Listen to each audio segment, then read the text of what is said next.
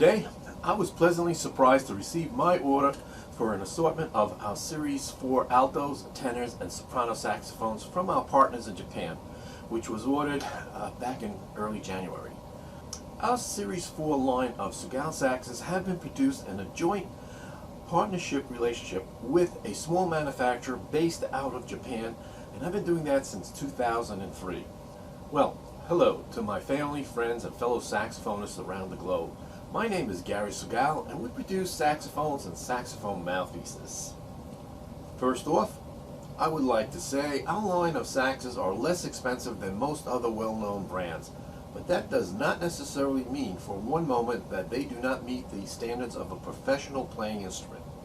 In fact, I have a pretty good idea how this new saxophone I'm about to unbox will play, because I've been building this line of saxes for over 2 decades. On the other hand, but to be perfectly honest, I'm always concerned that our instruments are packed well enough to make that long journey from Japan to my loading dock here in Rhode Island. However, I'm very confident all these horns have arrived safely and are going to perform exceptionally well. So let me go ahead and open up this carton so you can see for yourself what to expect. Right out of the gate, this alto looks stunning. First, there's a beautiful looking custom built case that fits the sax nice and snug. That's because the case was custom built for this specific model. It's a Series 4 black nickel alto sax. There's no wiggle room, nothing moves, neither north, south, east, or west. I'll even try and rattle the case to double check to make sure that there is no movement. Guess what? Nothing moves, which is great, because when you're traveling with any horn, the last thing you want to do is dislodge a key out of its position. So let me tell you a little bit of information about this case. I actually saw this case being offered by a Taiwan manufacturer 5 years ago, and then I saw that same exact case, which is probably copied by a Chinese manufacturer. I reached out to my partners in Japan and asked them to provide me with the same case that I saw being shipped out of Taiwan, and they were kind enough to oblige, because I totally love this corduroy material along with a leather packet on the side to hold your music, your iPad, your phone. I also was delighted to see that they were able to script my name on the side. I think that's pretty cool, actually.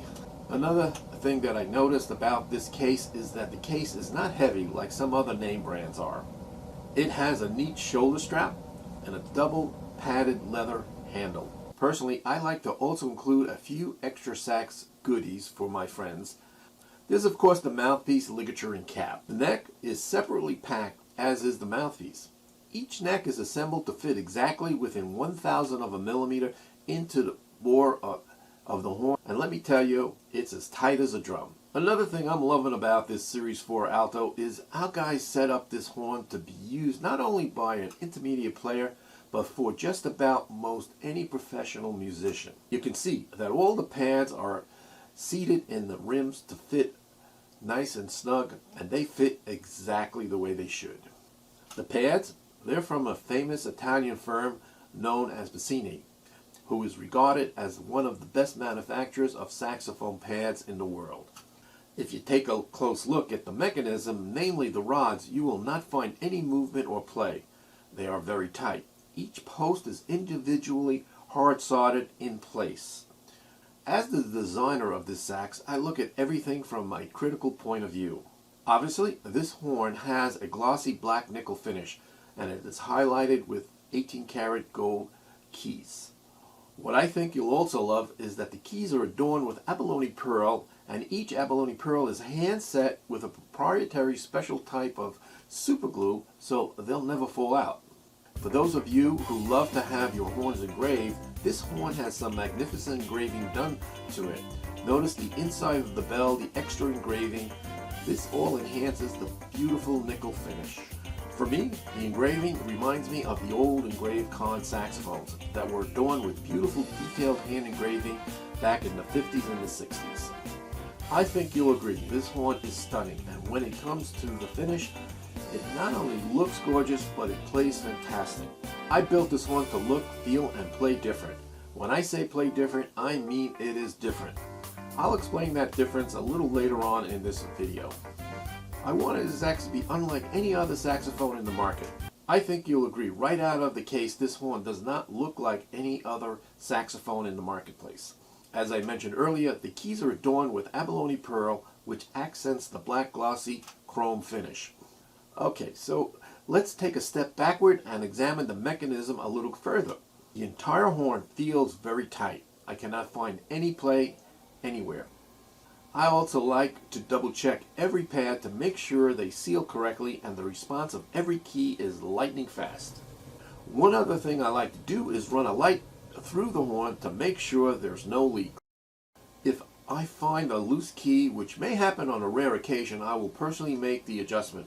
No big deal. We also have here in Rhode Island 2 saxophone technicians that specialize in the repair of saxophones, so if I ever need additional work, I can get it done within a day or two. What makes this horn a joy to play is that straight out of the box, it's a plug-and-play instrument. That's because it's put together by a team of some great technicians over in Japan. So there's no need to have any extra adjustments done or make visits to your local repair shop. It's, as I said, a plug-and-play instrument. A few other things you'll notice is that we use the finest tempered blue steel springs and the finest quality cork. The felts are fitted nicely into the pockets, which helps to reduce that annoying clanging noise you may hear on other less expensive saxes. I mentioned earlier, there was one other feature I wanted to leave for last. That feature brings this horn up to another level and makes it ideal to be used by a professional musician. You see, simply stated, one of the most difficult notes to achieve on a saxophone is that high G. Well, I incorporated into this sax a lever on the right side of the horn that enables the player to achieve a high G without going through extraneous embouchure adjustments. Also note that that F sharp key is right next to the G lever, and both of them do not have any play. So there you have one magnificent looking and playing alto sax with a high G and F sharp key feature. It is adorned with abalone pearl keys and plays fantastic. It doesn't get much better than that.